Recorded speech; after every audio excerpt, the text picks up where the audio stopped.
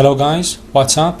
My name is Morteza. This is my SQL training tutorial. This is the first episode. I welcome you all and I'm happy that you have decided to join this series.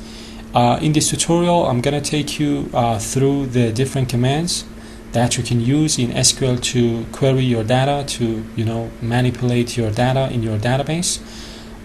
Please subscribe to my channel and follow my videos. In this tutorial, I'm going to use VS Code, which is a very fast, easy to use and lightweight editor from Microsoft. If you have not used VS Code before, don't worry. We are not going to get into the nitty-gritty details of VS Code. We're just going to use it as an environment to run our queries. Of course, I'm going to create a playlist in order to teach you how to use VS Code. This is the editor. You can of course Google VS Code and you can download it. It is a free software application, and when you install it, you need to install an extension in order to be able to work with your database. This is the extension that you need to install. It is called SQL Server. Of course, I could have used other options like SQL Server Management Studio or, for example, Visual Studio itself. But I have opted for VS Code because it's very lightweight and easy to use.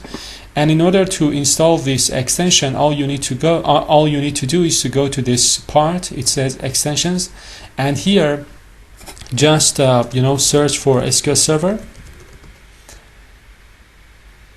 and this is the extension that you need to install, SQL Server MS SQL. It is from Microsoft, and it allows you to kind of connect to your local server and run your queries. So after you install this extension, all you need to do is to go to this part. It says SQL Server, and you need to add a new connection to your database. I have already created a simple database with 2 tables. We are going to add new tables as we go along. But in order to make a connection to this database, you need to click here, Add Connection, or this plus icon, doesn't matter.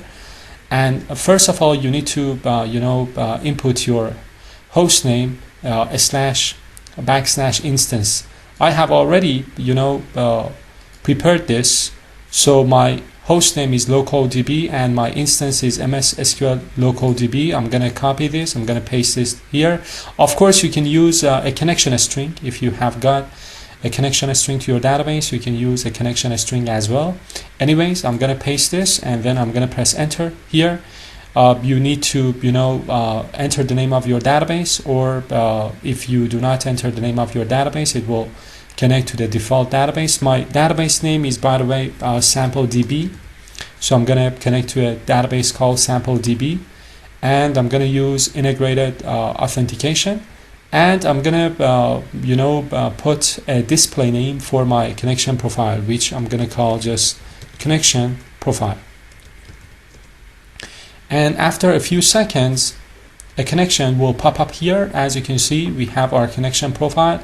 We've got our 2 tables. We've got customers and products. Let me zoom in a little bit so you guys can see a little bit better. Anyways, in the customers table, we've got some fields. We've got customer ID as our primary key.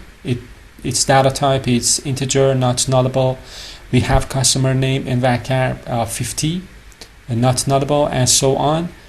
And again, we've got another table. We've got products, again several columns. We have product ID as the primary key. Its data type is integer and not null, and so on and so forth. As I told you before, we are going to add new tables as we go along through this tutorial, and we're going to insert new data as well. By the way, one nice feature of this extension, which I really like, is that you can have a kind of a nice history of all the queries that you execute, so that you can refer back to them later in time.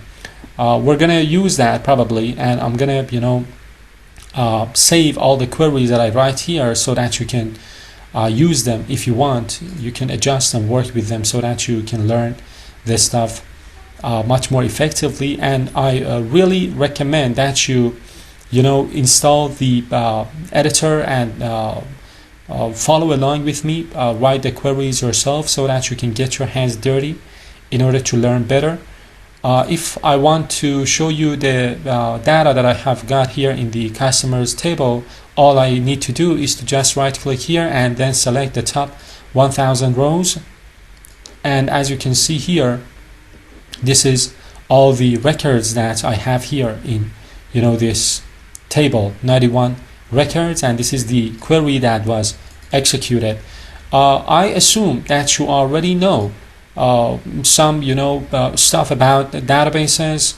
I'm not gonna get into the details of how to create a database file or how to add tables, what are the data types, how to add columns, and so on and so forth. As you can see, I'm already using a pre-made kind of database that I can use in order to just run my queries. So in this tutorial, we are going to focus specifically on writing our queries and the different commands that we can use in SQL Server. We are not going to get into the details of creating a database. I assume you guys have kind of a rough knowledge about how to create a database and how to design tables and so on and so forth. So this was all about the first episode. I hope you guys have the enthusiasm to watch the upcoming videos. Please subscribe to my channel